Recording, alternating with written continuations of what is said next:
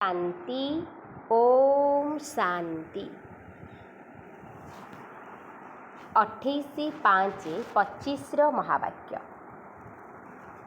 बाबा कहिछन्ति मीठे बच्चे, वर्तमान ड्रामार चक्र शेष हेबाकू जाउछि। तुमको क्षीरखंड भली संपूर्ण निर्विकारी होई नुआ दुनिया को आसिबाकू हेब। सेठारे समस्ते क्षीरखंड, एठारे समस्ते लुण पानी। आजिर प्रश्न अछि, तुमे त्रिनेत्री संतान माने केउ ज्ञान को जानी त्रिकालदर्शी होई जाइछ? उत्तर अछि, तुम मानकु वर्तमान सारा विश्वर इतिहास भूगोलर ज्ञान मिलिछि। सत्ययुगरु नेई कलियुगर शेष पर्यंत इतिहास भूगोल को तुमे माने जानिछ। तुमको ज्ञानर तृतीय नेत्र मिलिछि जे आत्मा गोटिए शरीर छाड़ी अन्य एक शरीर धारण करुछि। सबु संस्कार आत्मारे ही रहुछि। वर्तमान बाबा कहुछन्ति, पिलामाने नाम रूपर आकर्षण ठारू दूरेई रुह, निजको अशरीरी आत्मा मने कर। गीत छी धीरज धर मनुआ। ओम शांति। कल्प कल्प पिलामानंकु कुहा जाइछि एवं पिलामाने जानिछन्ति। मन कहुछि जेते शीघ्र सत्ययुग आसीब सेते शीघ्र दुखरु मुक्ति मिलिजिब। किंतु ड्रामा बहुत धीरे धीरे गति करुछि। बाबा धैर्य देउछन्ति जे बाकी अल्प दिन अछि। बड़ बड़ विद्वान पंडित मानक द्वारा मध्य बाणी शुणिबाकू मिलिब जे दुनिया बदली जिव। पोपଙ୍କ भली बड़ बड़ विद्वान लोक मध्य कहुछन्ति जे दुनिया बदलिबार अछि। अच्छा, पुणी शांति किपरि हेब? एही समयरे सबु लुण पानी अर्थात मतभेदरे अछन्ति। एबे आमे क्षीरखंड अर्थात एकमत हेउछे। सेपटरे अर्थात विदेशरे दिनकु दिन लुण पानी अर्थात नकारात्मक होई चालिछन्ति। परस्पर मध्यरे लड़ेई झगड़ा करी विनाश को प्राप्त करिवे, सेथिपाई प्रस्तुति चालिछि। एही ड्रामार चक्र एबे पूर्ण हेउछि। पुरुणा दुनिया शेष हेउछि, नुआ दुनियार स्थापना हेउछि। नुआ दुनियारू पुरुणा, पुरुणारू नुआ दुनिया पुणी हेब। एहाकू दुनियार चक्र कुहा जाइछि, जाहार पुणी पुनरावृत्ति हेउछि। एपरि नुहे लक्ष लक्ष वर्ष परे पुरुणा दुनिया नुआ हेब। तुमे पिलामाने भल भावरे जानी जाइछ, भक्ति संपूर्ण अलगा अटे। भक्तिर संजोग रावण साथिरे रहिछि, ज्ञानर संजोग रामंक साथिरे अछि। एही कथा तुमे एबे बुझी पारिछ। एबे बाबांकु डाकुछन्ति मध्य, हे पतित पावन आस, आसी नुआ दुनिया स्थापन कर। नुआ दुनियारे निश्चित रूपे सुख मिलिथाए। एबे सबु पिलामाने जानिगलेଣି जे एबे आमे घरकू जिबा। एही नाटक शेष हेबाकू जाउछि। आमे पुनर्बार सत्ययुगकू जिबा, पुणी 84 जन्मर चक्ररे आसिबा। स्व आत्माकू सृष्टिचक्रर दर्शन होइथाए, अर्थात आत्मा को ज्ञानर तृतीय नेत्र मिलिथाए। तेणु ताकू त्रिनेत्री कुहा जाए। एबे तुमे माने त्रिनेत्री अट एवं आउ सबु मनुष्यंकर केवल एही स्थूल चक्षु अछि। ज्ञानर नेत्र काहार नाही। त्रिनेत्री हेले तेबे जाई त्रिकालदर्शी होई पारिब। काहींकि ना आत्मा को ज्ञान मिलिथाए। आत्मा ही गोटिए शरीर छाड़ी आउ एक शरीर नेई थाए। संस्कार आत्मारे रही थाए। आत्मा अविनाशी अटे। एबे बाबा कहुछन्ति, नाम रूप ठारू दूरेई रुह, निजको अशरीर आत्मा भाव, देह भाव नाही। एहा मध्य जानुछ जे आमे अधा कल्परू परमात्मा को मने पकाई आसीछे। एठी जेतेबेले बेसी दुख होई थाए, सेतेबेले बेसी मने पकाई थांती। ଏବେ କେତେ ଦୁଃଖ, ପୂର୍ବେ ଏତେ ଦୁଃଖ ନଥିଲା। ଯେବେଠାରୁ ଇଂରେଜ ଆସିଲେ ସେହି ଦିନଠାରୁ ଏହି ରାଜାମାନେ ମଧ୍ୟ ପରସ୍ପର ମଧ୍ୟରେ ଲଢ଼େଇ କଲେ, ଅଲଗା ଅଲଗା ହୋଇଗଲେ। ସତ୍ୟଯୁଗରେ ତ ଗୋଟିଏ ରାଜ୍ୟ ଥିଲା। ଏବେ ସତ୍ୟଯୁଗଠାରୁ କଳିଯୁଗର ଶେଷ ପର୍ଯ୍ୟନ୍ତ ଇତିହାସ ଭୂଗୋଳକୁ ବୁଝୁଛେ। ସତ୍ୟଯୁଗ ତ୍ରେତାୟାରେ ଏକ ରାଜ୍ୟ ଥିଲା। ଏପରି ଗୋଟିଏ ରାଜଧାନୀ ଅନ୍ୟ କୌଣସି ଧର୍ମର ହୋଇନଥାଏ। ଖ୍ରୀଷ୍ଟିଆନମାନଙ୍କ ମଧ୍ୟରେ ଦେଖ ଭାଗ ଭାଗ ହୋଇଯାଇଛନ୍ତି। ସତ୍ୟଯୁଗରେ ତ ସମଗ୍ର ବିଶ୍ୱ ଜଣଙ୍କ ହାତରେ ରହିଥାଏ। ତାହା କେବଳ ସତ୍ୟଯୁଗ ତ୍ରେତୟାରେ ହିଁ ହୋଇଥାଏ। ଏହି ବେହଦର ଇତିହାସ ଭୂଗୋଳ ଏବେ ତୁମ ବୁଦ୍ଧିରେ ଅଛି। ଆଉ କୌଣସି ସତ୍ସଙ୍ଗରେ ଇତିହାସ ଭୂଗୋଳ କଥା ଶୁଣି ନଥାଏ। ସେଠି ତ ରାମାୟଣ ମହାଭାରତ ଆଦି ଶୁଣିଥାନ୍ତି। ଏଠାରେ ତ କଥା ଶୁଣାଯାଉ ନାହିଁ। ଏଠାରେ ବିଶ୍ୱର ଇତିହାସ ଭୂଗୋଳ ବିଷୟରେ ଜ୍ଞାନ ଦିଆଯାଉଛି। ତୁମର ବୁଦ୍ଧିରେ ଅଛି ଯେ ଉଚ୍ଚରୁ ଉଚ୍ଚ ଆମର ବାବା ଅଟନ୍ତି। ବାବାଙ୍କୁ ଅନ୍ତରରୁ ଧନ୍ୟବାଦ, ଯିଏ ଆମକୁ ସମ୍ପୂର୍ଣ୍ଣ ଜ୍ଞାନ ଶୁଣାଇଲେ। ଗୋଟିଏ ହେଲା ଆତ୍ମାମାନଙ୍କର ବୃକ୍ଷ, ଅନ୍ୟଟି ହେଲା ମନୁଷ୍ୟମାନଙ୍କର ବୃକ୍ଷ। ମନୁଷ୍ୟମାନଙ୍କ ବୃକ୍ଷରେ ଉପରେ କିଏ ଅଛନ୍ତି?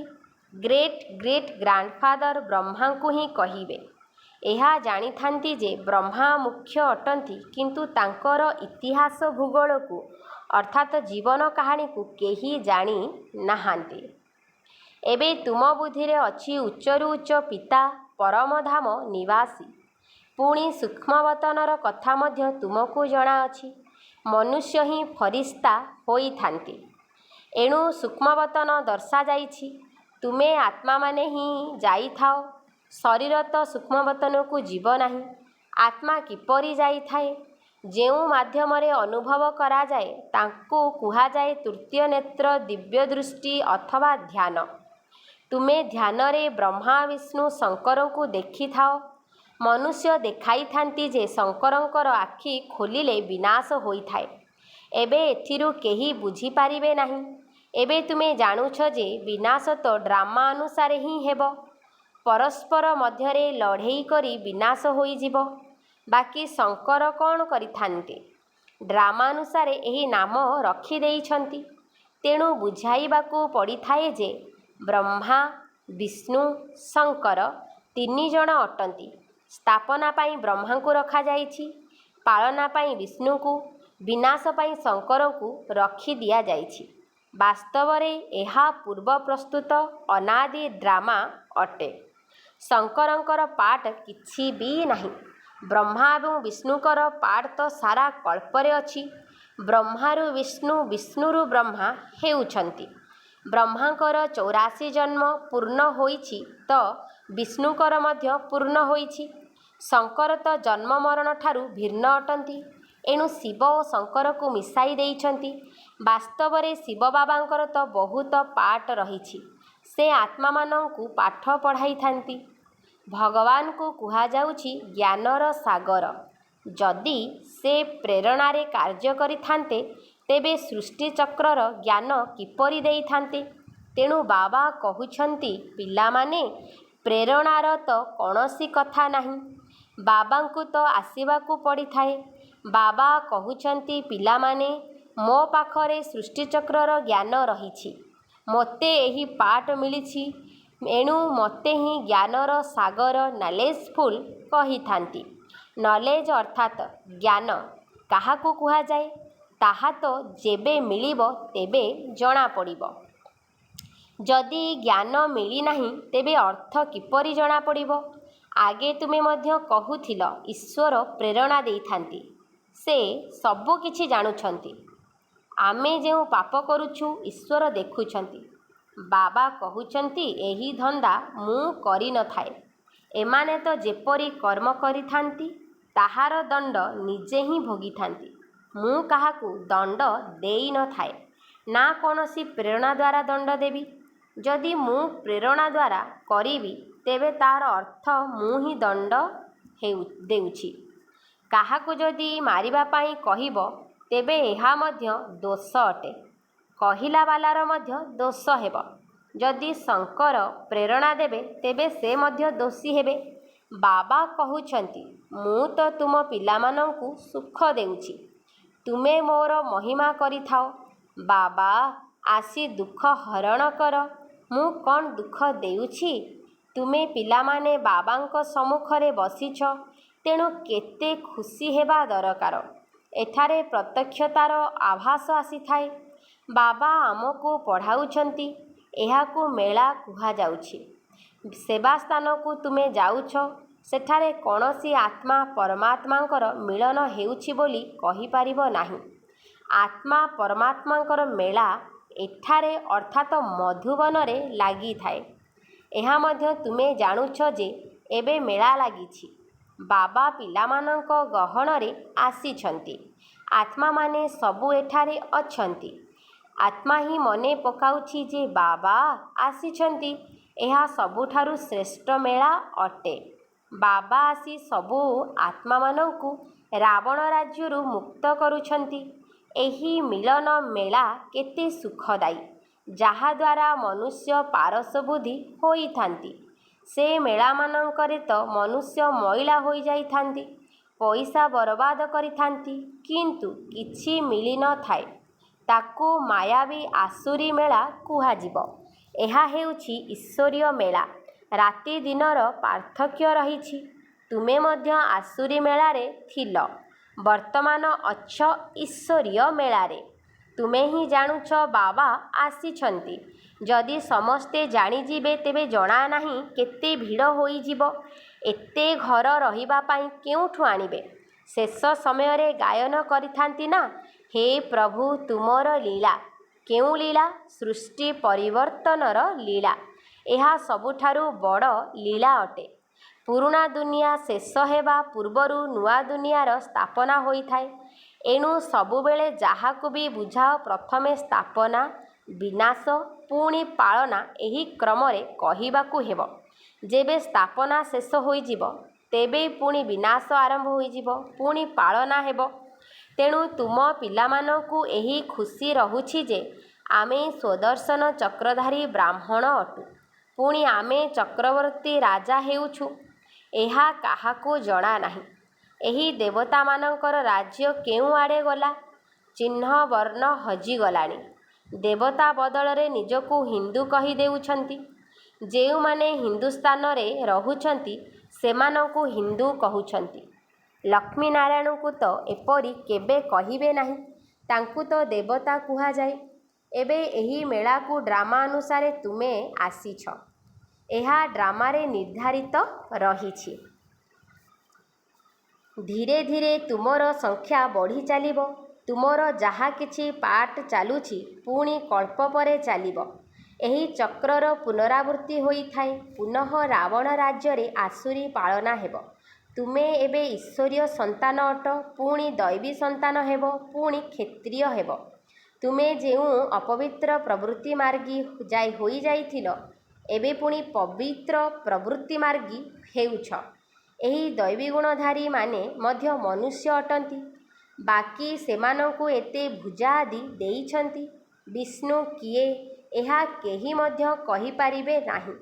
ମହାଲକ୍ଷ୍ମୀଙ୍କର ମଧ୍ୟ ପୂଜା କରନ୍ତି। ଜଗଦମ୍ବାଙ୍କ ଠାରୁ କେବେ ଧନ ମାଗିନଥାନ୍ତି। ଯଦି ଧନ ବେଶୀ ମିଳିଗଲା କହିବେ ଲକ୍ଷ୍ମୀଙ୍କର ପୂଜା କରିଥିଲୁ, ତେଣୁ ସେ ଭଣ୍ଡାର ଭରିଦେଲେ।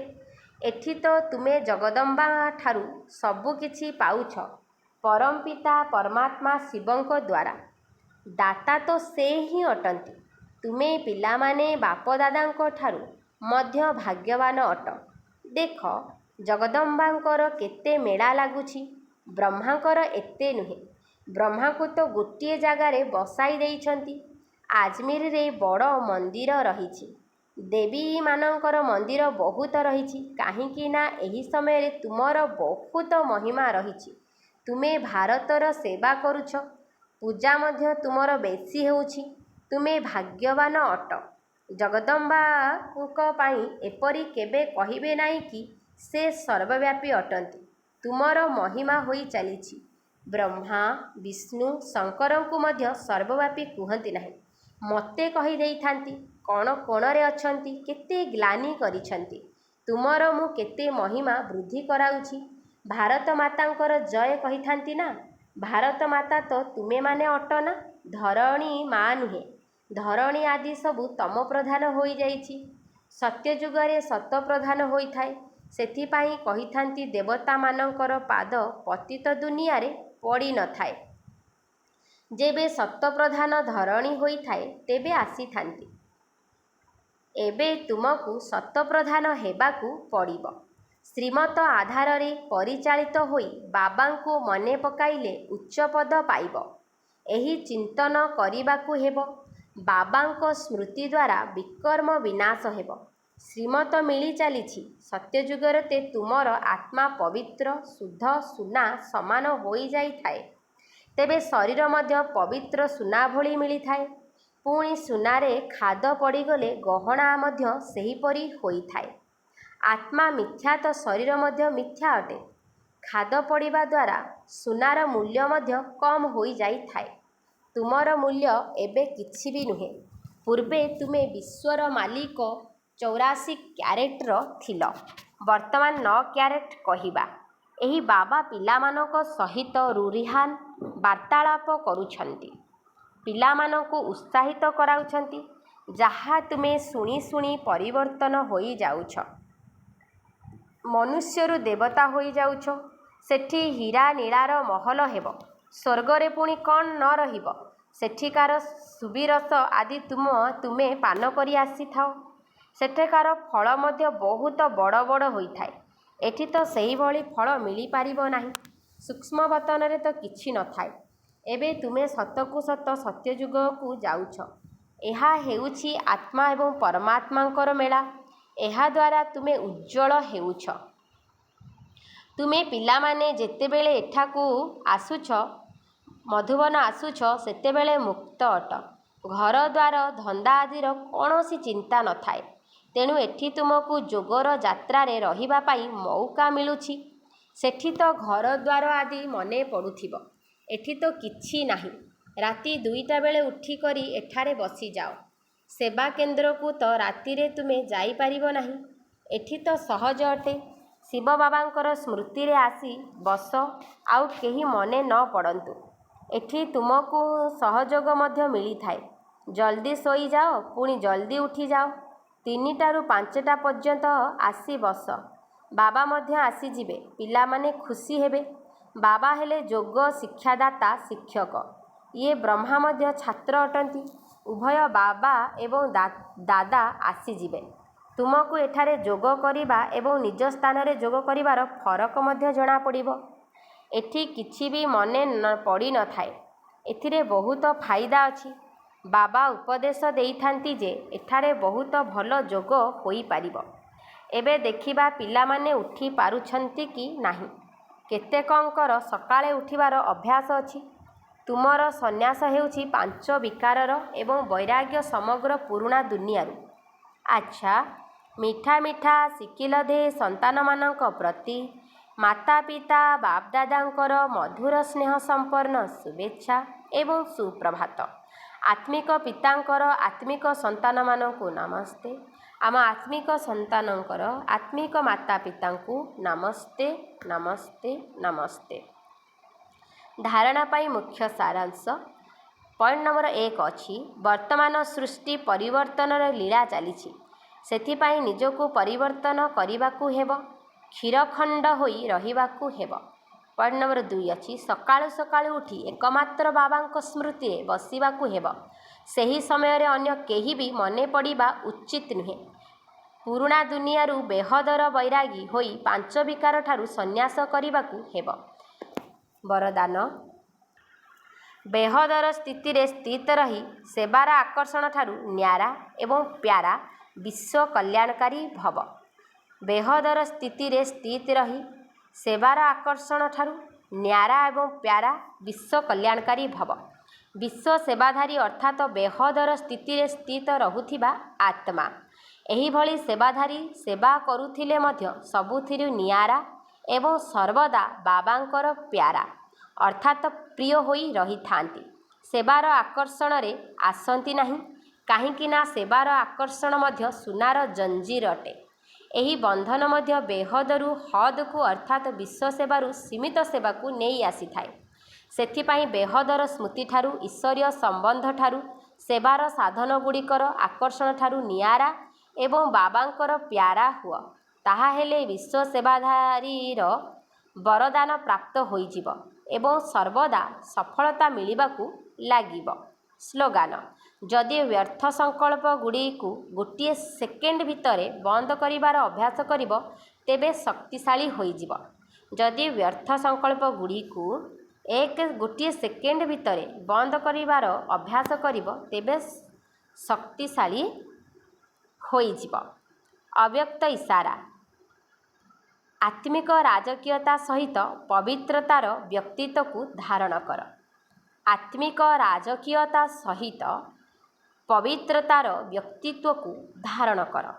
ତୁମ ସମସ୍ତଙ୍କର ପ୍ରଥମ ପ୍ରବୃତ୍ତି ହେଲା ନିଜର ଦେହର ପ୍ରବୃତ୍ତି ଅର୍ଥାତ୍ ପାଳନା କରିବା। ତାପରେ ହେଲା ଦେହର ସମ୍ବନ୍ଧର ପ୍ରବୃତ୍ତି। ତେଣୁ ପ୍ରଥମ ପ୍ରବୃତ୍ତି ହେଲା ଦେହର ପ୍ରତ୍ୟେକ କର୍ମେନ୍ଦ୍ରିୟଗୁଡ଼ିକୁ ପବିତ୍ର କରିବା।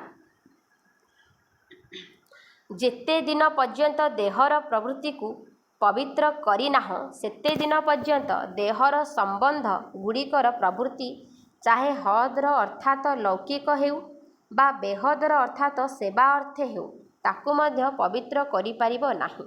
ତେଣୁ ପ୍ରଥମେ ନିଜ ନିଜକୁ ପଚାର ଯେ ନିଜର ଶରୀର ରୂପୀ ଘରକୁ ଅର୍ଥାତ୍ ସଂକଳ୍ପକୁ, ବୁଦ୍ଧିକୁ, ନୟନକୁ ଏବଂ ମୁଖକୁ ଆତ୍ମ-ଅଭିମାନୀ ଅର୍ଥାତ୍ ପବିତ୍ର କରିଛ ତ? ଏହିଭଳି ପବିତ୍ର ଆତ୍ମାମାନେ ହିଁ ମହାନ୍ ଅଟନ୍ତି। ଏହିଭଳି ପବିତ୍ର ଆତ୍ମାମାନେ ହିଁ ମହାନ୍ ଅଟନ୍ତି। ଆଚ୍ଛା, ଓମ୍ ଶାନ୍ତି, ଓମ୍ ଶାନ୍ତି।